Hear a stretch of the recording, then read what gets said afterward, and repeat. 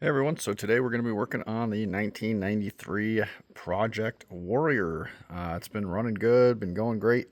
Still need to get some new back tires, but kind of just been wearing the crap out of these ones. Got new front tires, but now we need to do a clutch.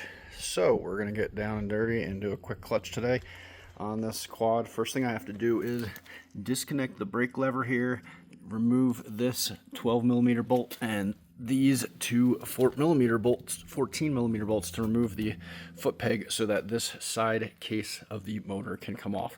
I have also propped the quad up so that I'm not losing all my oil, because I just did an oil change, of course. And I also soaked my clutch overnight in oil so that that has been soaking all night, ready to be installed. So I am going to remove that foot peg assembly, and then we're going to be right back.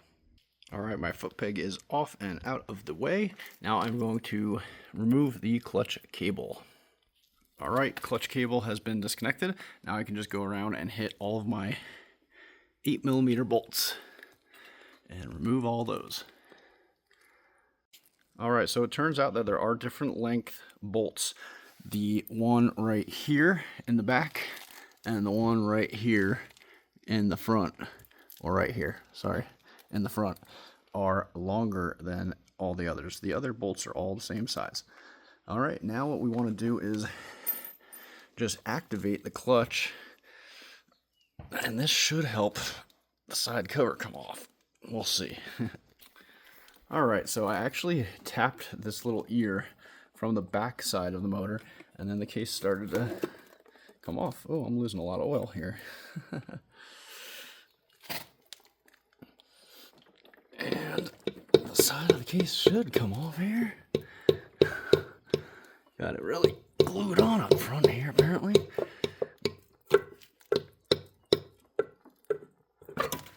There we go.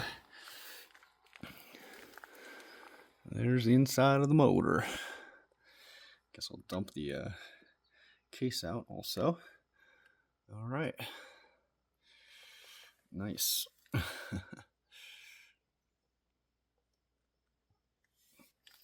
right, let's put that case right there. Looks all right. Nice.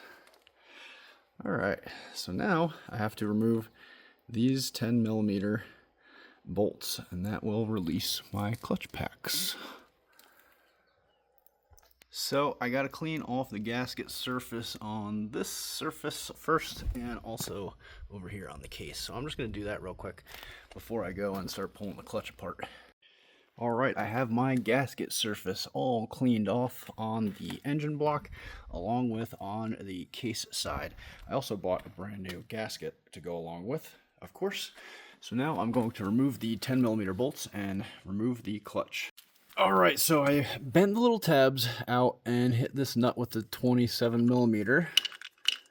And unfortunately, my tabs are so old, they broke off, which means someone else had probably done this before. Now I should be able to pull this basket out. All right, so I've got my clutch out. These fingers on this basket actually look good, so this clutch probably has been done before. There's like a tiny bit of grooving on some of them, but like you could barely even feel it. Then we got our clutch pack over here. They're definitely worn pretty thin. So let's get these all stacked up with the new ones, and we'll get it all back together. All right, so I tightened down my 27mm bolt, which is behind this cover. I pulled over one of the tabs. I tightened down my 10mm bolts. Everything seems to be spinning freely. Got some dog hair on there. Get that out. All right, and so now I just have to throw my gasket on and throw my side cover back on and throw some oil in it. I will also be obviously tightening down my 8mm bolts and putting my foot peg back on and attaching my brake lever. All right, so I hooked my clutch cable all back up. I got my bolts all torqued down all the way around. I got my foot rest back on. Got my brake all hooked back up. I've got my clutch lever adjusted properly because I had to adjust that as well. I filled it with oil, and now I just have to start it and give it a ride. And that's how I did my clutch on my Yamaha Warrior 350. Thanks for watching.